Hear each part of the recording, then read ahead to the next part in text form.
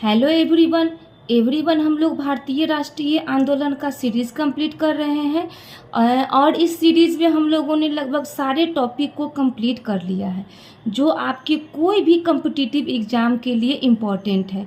और ये बीपीएससी शिक्षक भर्ती में जो 10 क्वेश्चन पूछे जाते हैं भारतीय राष्ट्रीय आंदोलन से, आपको भारतीय राष्ट्रीय आंदोलन में इससे बाहर नहीं पूछे जाएंगे। और भारतीय राष्ट्रीय आंदोलन के सीरीज़ में हम लोगों ने कांग्रेस के अधिवेशन से स्टार्ट किया था, यानी कि 1885 से स्टार्ट किया था और हम लोग स्वतंत्रता के करीब पहुंच चुके हैं, यानी कि 1946 के आसपास हम लोग पहुंच चुके हैं। आप यहाँ देख रहे हैं कि भारत की स्वतंत्रता में हम लोग लाल किला का मुकदमा कंप्लीट कर चुके हैं, शाही नौसेना का विद्रोह भी टॉपिक कंप्लीट कर चुके हैं। आज हम लोग कंप्लीट करेंगे कैबिनेट मिशन, उसके बाद 2 टॉपिक बच जाएंगे, प्रत्यक्ष कार्यवाही दिवस और भारत की स्वतंत्रता। उसके बाद हमारा भारतीय राष्ट्रीय आंदोलन का सीरीज कंप्लीट हो जाएगा। तो चलिए बिना समय गवाए हम लोग स्टार्ट करते हैं। वर्ष 1946 की बात है। पूछेगा कि कैबिनेट मिशन भारत कब आया था, तो वर्ष 1946 में कैबिनेट मिशन भारत आया था। और जिसकी पृष्ठभूमि क्या है, तो पृष्ठभूमि भी एग्जाम में पूछता है। तो इसकी पृष्ठभूमि ये थी कि उस समय ब्रिटेन के पीएम कौन थे, तो एटली थे। तो इटली ने देखा कि भारत के अंदर बहुत सारी राजनीतिक गतिरोध चल रहा है और सांप्रदायिक गतिरोध भी चल रहा है, यानी कि मुस्लिम लीग और इंडियन नेशनल कांग्रेस के बीच काफ़ी भेदभाव हो रहा है। तो उसी समय इन्होंने सोचा कि भारत के अंदर हमारी स्थितियां काबू में नहीं है। तो इन्होंने क्या किया, पीएम ने कैबिनेट मिशन की नियुक्ति की। और नियुक्ति कब की, तो 14 मार्च 1946 को। तो ये एग्जाम में पूछता है कि कैबिनेट मिशन की नियुक्ति कब हुई, तो 14 मार्च 1946 को कैबिनेट मिशन की नियुक्ति हुई। तो नियुक्ति पूछता है तो कैबिनेट मिशन की नियुक्ति 14 मार्च 1946 को हो गई थी। कैबिनेट मिशन में कुल 3 सदस्य थे। पूछता है कि कैबिनेट मिशन में कितने सदस्य थे, तो 3 सदस्य थे और तीनों के नाम आपके एग्जाम में बार बार पूछे जाते हैं। तो कैबिनेट मिशन के 3 सदस्य में सबसे पहला जो नाम है वो है सर पैंथिक लॉरेंस का, जो कि ये नेतृत्व कर रहे थे। दूसरा है एबी अलेक्जेंडर का और तीसरा वही पुराने सर स्टैनफोर्ड क्रिप्स। तो 3 नाम आपको ध्यान में रखने होंगे। एग्जाम में बीपीएससी में इसी 3 नामों में से आपके पूछे जाएंगे। उसके बाद ये भारत कब पहुंचे, तो एक डेट आपको याद रखना होगा। इसके 10 दिन के बाद, यानी कि 14 मार्च को इनकी नियुक्ति होती है और ठीक इसके 10 दिन के बाद, यानी कि 24 मार्च को ये भारत पहुंच जाते हैं। तो 2 डेट आपको ध्यान में रहेगा।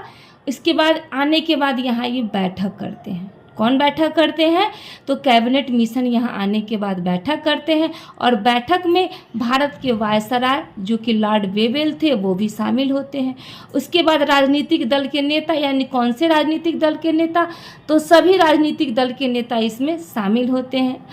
उसके बाद इसमें सेना के कमांडर भी शामिल होते हैं।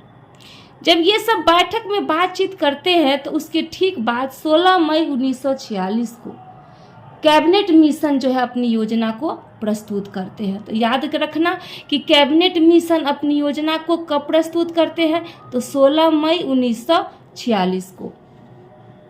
तो जब ये योजना प्रस्तुत करते हैं 16 मई 1946 को कैबिनेट मिशन अपनी योजना प्रस्तुत करते हैं और उसमें वे पहली डिमांड क्या रखते हैं कि भारत में अंतरिम सरकार का गठन होना चाहिए। और उस गठन में जो भारत का अंतरिम सरकार का गठन होना चाहिए और उस गठन में सभी राजनीतिक दल के नेता इसमें भाग लेंगे, जैसे मुस्लिम लीग भी लेंगे, इंडियन नेशनल कांग्रेस भी लेंगे। जितने भी भारत में राजनीतिक दल के नेता थे वो सभी अंतरिम सरकार में भाग लेंगे।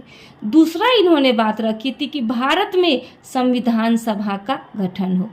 46 में ही आपको याद होगा कि संविधान सभा का गठन भी होता है।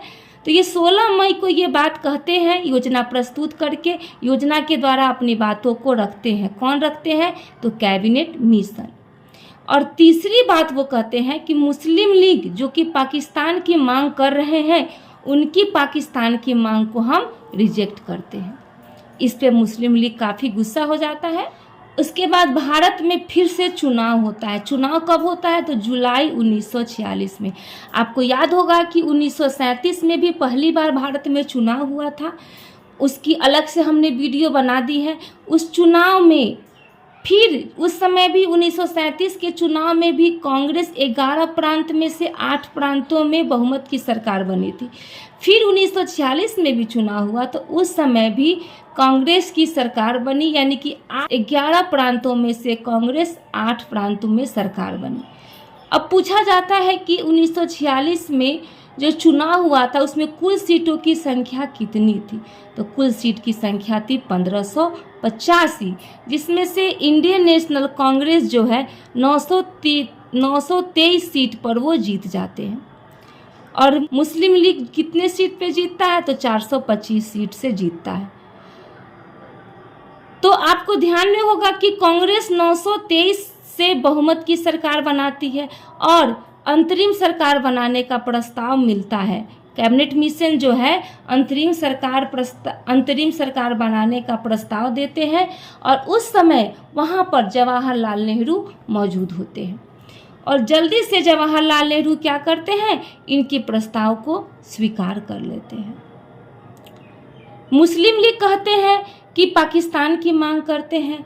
मुस्लिम लीग कहते हैं कि हमें चाहिए पाकिस्तान, अगर नहीं मिलेगा तो हम मनाएंगे प्रत्यक्ष कार्यवाही दिवस। और इन्होंने डेट भी फिक्स कर दिया। डेट क्या दिया उन्होंने कि अगर आप हमें पाकिस्तान नहीं दोगे तो हम 16 मई 1946 को प्रत्यक्ष कार्यवाही दिवस मनाएंगे। हमें सरकार में अगर जगह नहीं दोगे तो हम प्रत्यक्ष कार्यवाही दिवस मनाएंगे। उसके बाद ये जो टॉपिक होता है कैबिनेट मिशन का, ये टॉपिक मेरा यहीं पे कंप्लीट होता है और जो मेरा नेक्स्ट वीडियो होगा वो होगा प्रत्यक्ष कार्यवाही दिवस। अगर आप लोगों को लगे कि मेरा वीडियो आप सबों के लिए हेल्पफुल है तो मेरे चैनल को सब्सक्राइब करें, लाइक करें, शेयर करें तथा कमेंट करें। तो बने रहिए हमारे साथ। मिलते हैं नेक्स्ट वीडियो में नेक्स्ट टॉपिक के साथ। धन्यवाद।